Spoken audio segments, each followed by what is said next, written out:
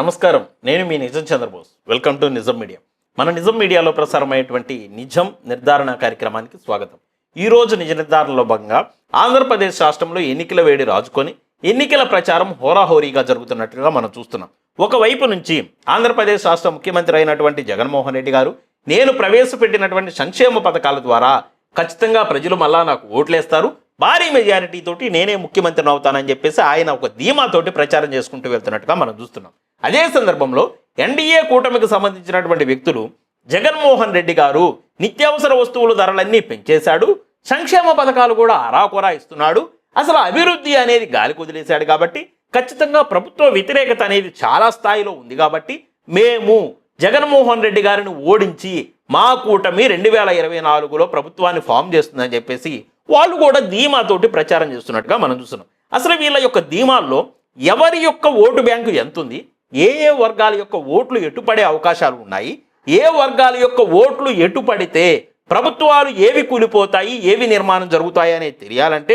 మా ఈ వీడియో పూర్తిగా చూడండి. జగన్మోహన్ రెడ్డి గారు ఆధారపడి ఉండబడినటువంటి ఓట్ బ్యాంక్ ఎవరయ్యా అంటే ఈ ఆంధ్రప్రదేశ్ రాష్ట్రంలో ఎవరైతే వైట్ రేషన్ కార్డు కలిగి ఉన్నారో, వైట్ రేషన్ కార్డు కలిగి ఉన్న ప్రతి ఒక్కరికి కూడా ఏమైంది అంటే వాళ్ళ అర్హత ఉంటే వాళ్ళు ఏ పార్టీకి సంబంధించినటువంటి వ్యక్తులు అనేటువంటి దాంతో సంబంధం లేకోకుండా అమ్మఒడి రూపంలోనో, చేయూత రూపంలోనో, ఆసరా రూపంలోనో, ఆ పథకమనో ఈ పథకమనో ఖచ్చితంగా సంక్షేమ పథకాలు అయితే అందినటువంటి మాట వాస్తవమే. నేనేమంటున్నాను మళ్ళా పాయింట్ అవుట్ చేయండి, మీరు వైట్ రేషన్ కార్డు ఉండబడినటువంటి వ్యక్తులకు మాత్రమే ఈ పథకాలు అందినట్టుగా మనం చూస్తున్నాం. ఎవరైతే చిన్న చిన్న ఉద్యోగాలు చేస్తున్నారో, ఎవరైతే పెద్ద పెద్ద ఉద్యోగాలు చేస్తున్నారో, ఎవరైతే గ్రూప్ 1 గ్రూప్ 2 కానీ ఎంఆర్ఓలు కానీ ఇంకా కలెక్టర్ గారి దగ్గర నుంచి క్లర్క్ దాకా వీళ్ళకే సంక్షేమ పథకాలు అందం. వీళ్ళు ఏందంటే ప్రభుత్వం ఇచ్చేటువంటి శాలరీస్ మీద ఆధారపడి బతికేటువంటి వ్యక్తులు. ఇంకా వీళ్ళు కాకోకుండా ఎవరైతే పింక్ రేషన్ కార్డు కలిగి ఉంటారో అంటే పొలం ఎక్కువ ఉన్నటువంటి పెద్ద రైతులు కానీ లేదా ఏదన్నా బిజినెస్ మ్యాన్లు కానీ ఎబో మిడిల్ క్లాస్ ఫ్యామిలీస్ అంతా మధ్యతరగతి కుటుంబానికి ఎగువన ఉండబడినటువంటి వ్యక్తులందరూ కూడా జగన్మోహన్ రెడ్డి గారు ప్రభుత్వం నుంచి ఏ విధమైనటువంటి సంక్షేమ పథకాలు అందకపోవటంతో పాటుగా ఇంకా వాళ్ళకు జరిగినటువంటి నష్టం ఏంది మనం ఒకసారి గమనిస్తే కరెంటు బిల్లుల యొక్క రేట్లు పెరిగినాయి. ఇట్లా మనం చూసుకుంటూ పోతే కొన్ని నిత్యావసర వస్తువుల యొక్క ధరలు పెరిగినాయి. ఇట్లా కొన్ని జగన్మోహన్ రెడ్డి గారు పార్టీ వలన వాళ్ళ ప్రభుత్వం వలన మధ్యతరగతికి ఎగువన ఉండబడినటువంటి కుటుంబాలన్నిటికీ నష్టం జరిగినట్టుగా చూస్తున్నాం. అయితే మీరు కనుక గమనిస్తే ఎక్కువ ఓటింగ్ పర్సెంట్ ఎవరిది ఉంటుందయా అంటే సాధారణంగా మీరు కనుక గమనిస్తే ఆంధ్రప్రదేశ్ రాష్ట్రం అనేది అంత డెవలప్ చెందినటువంటి రాష్ట్రం ఏం కాదు. ఎక్కువగా పేదలే కనిపిస్తారు, పేద ఓటర్లే ఎక్కువగా ఉంటారు. కానీ ఎవరైతే జగన్మోహన్ రెడ్డి గారి ద్వారా ఈ పథకాలు అందుకుంటున్నారో, పథకాలు అందుకోబడినటువంటి పేదలంతా కూడా రేపు స్వచ్ఛందంగా వచ్చి బ్యాలెట్ బాక్స్ దగ్గర ఓట్లు వేస్తారా, ఈవీఎంలో ఫ్యాన్ గుర్తు పైన నొక్కుతారా అనేది కూడా జగన్మోహన్ రెడ్డి గారు చెక్ చేసుకోవాలి. ఎందుకంటే ఆయన క్లారిటీతో ఉన్నాడు. ఏమైనా క్లారిటీతో ఉన్నాడు, నేను ఇదిగో ఇంతమందికి సంక్షేమ పథకాలు ఇస్తున్నా, ఈ సంక్షేమ పథకాలు తీసుకునే వాళ్ళందరూ నాకు ఓట్లేస్తారు కదా, కనీసం 90% అన్న ఓట్లేస్తారు కదా, 90% ఓట్లు వేసినా కానీ నేను 100 నుంచి 110 సీట్లతోనైనా ప్రభుత్వాన్ని ఫామ్ చేస్తానని ధీమాతో ఉన్నాడు. కానీ ఇక్కడ ఏందంటే ఆర్గనైజింగ్ స్ట్రక్చర్ను మీరు గమనించండి. ఆంధ్రప్రదేశ్ రాష్ట్రంలో ఎలా ఉంటుందయ్యా అంటే ఒక గ్రామం ఉందనుకో, ఆ గ్రామానికి సంబంధించి 2 పార్టీలకు సంబంధించి నాయకులు ఉంటారు. ఆ నాయకులు ఏం చేస్తారంటే ఎలక్షన్ సమయంలో డబ్బులు పంచుతారు, ముందు పంచుతారు, ఇంకా వేరే రకాలుగా ఏదైనా ప్రలోభ పెడితే వచ్చే ఓట్లు ఉన్నాయనుకోండి, ఆ ప్రలోభాలు పెట్టి కూడా ఓట్లను తీసుకునేటువంటి అవకాశం ఉంది. కానీ ఇక్కడ ఏందంటే ఈ వర్గాలకు సంబంధించినటువంటి పేద వర్గాలకు సంబంధించినటువంటి వాళ్ళ యొక్క ఓట్లు ఎక్కువే, కానీ వీళ్ళ ఓట్లని చెరపట్టే దగ్గర, వీళ్ళ ఓట్లని లాక్కునే దగ్గర, వీళ్ళ ఓట్లని కొనుక్కునే దగ్గర, వీళ్ళను ప్రలోభాలు పెట్టే దగ్గర మాత్రం పెత్తందారులు ఉన్నారు. అంటే పెత్తందారులు అందామా, లేకపోతే ఆర్థికంగా స్థిరపడ్డ వాళ్ళు అందామా, డబ్బున్న వాళ్ళు అందామా, ఆ ఊరిలో ఎన్ని రకాలుగా కావాలంటే అన్ని రకాలుగా బలపడ్డటువంటి వ్యక్తులు అందామా, వాళ్ళందరూ ఉన్నారు. వీళ్ళందరూ మాత్రం ఆర్థికంగా బలపడినటువంటి వ్యక్తులు మాత్రం ఖచ్చితంగా ఎన్డీఏ కూటమి వైపే ఉన్నారు. ఎందుకంటే వీళ్ళకి జగన్మోహన్ రెడ్డి గారు ప్రభుత్వం వచ్చిన తర్వాత ఏ విధమైనటువంటి ఉపయోగం లేదు, ఈ నాయకుడితో సంబంధం లేదు, నాయకులతో అసలు గ్రామాల్లో ఉండబడినటువంటి సామాన్య ప్రజలకు ఈ రోజున సంబంధాలు లేకుండా పోయినాయి.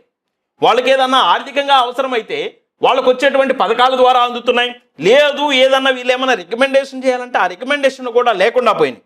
అంటే ఇక్కడ క్లియర్గా మనకేమర్థం అవుతుందయ్యా అంటే ఆర్గనైజింగ్ చేసేటువంటి ఒక నాయకత్వం అంతా కూడా ఎన్డీఏ వైపు ఉంది, ఓటింగ్ వేసేటువంటి ఓటర్లంతా కూడా జగన్మోహన్ రెడ్డి గారి సంక్షేమ పథకాలు అందుకుంటున్నారు. ఈ సంక్షేమ పథకాలు అందుకోబడేటువంటి వ్యక్తులు స్వచ్ఛందంగా వచ్చి ఓటు వేస్తే పరలా, కానీ వీళ్ళు స్వచ్ఛందంగా ఓటు వేయకోకుండా ఈ ఆర్గనైజ్ చేసేటువంటి నాయకుల యొక్క మాటల్లో పడి లేకపోతే వాళ్ళు ఇచ్చేటువంటి డబ్బులకో లొంగి గనక ఓటేస్తే మాత్రం 100% ఇది జగన్మోహన్ రెడ్డి గారికి తీవ్రమైన ఎఫెక్ట్ చూపిస్తుంది.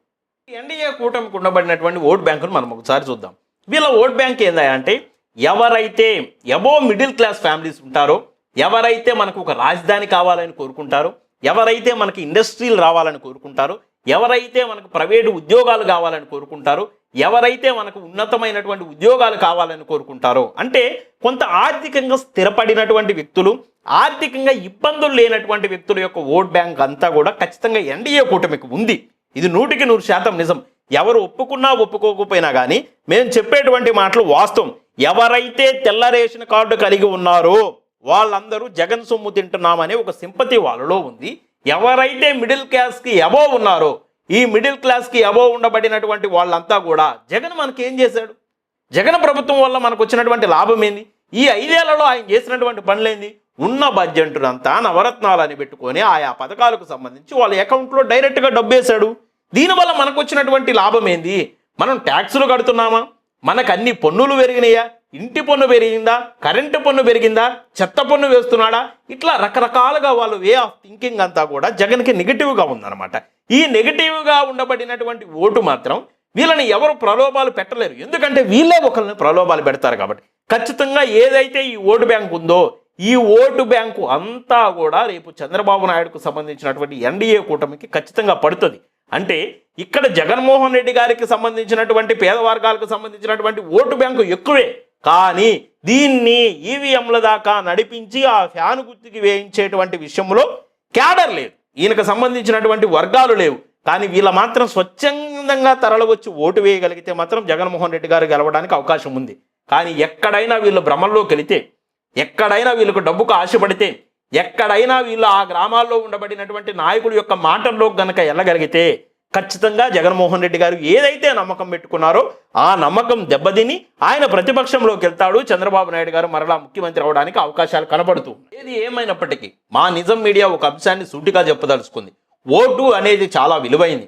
ఆ ఓటుని సారా ప్యాకెట్కో రూపాయి నోటుకో అమ్ముకోకుండా మీ విలువైనటువంటి ఓటును మాత్రం ఖచ్చితంగా ఎవరైతే మీ జీవితాల్లో మార్పులు తెస్తారో, ఎవరైతే మీ జీవితాన్ని అభివృద్ధి పదంలో నడిపించడానికి తోడ్పడతారో అలాంటి వ్యక్తుల్ని మీరు సెలెక్ట్ చేసి ఎన్నుకోవాలి. కానీ ఎప్పుడూ కూడా ప్రలోభాలకు లొంగి మీరు గనక ఓటు వేస్తే ఖచ్చితంగా మీ చేతులతోటే మీ జీవితాలను నాశనం చేసుకునే వాళ్ళు అవుతారు. కాబట్టి మా నిజం మీడియా అనేది నిరంతరము కూడా ప్రజలను చైతన్యం చేయడమే మా యొక్క లక్ష్యం. కాబట్టి మా వీడియోస్ కనుక మీకు నచ్చితే లైక్ చేయండి, షేర్ చేయండి, మన ఛానల్ని సబ్స్క్రైబ్ చేసుకోండి.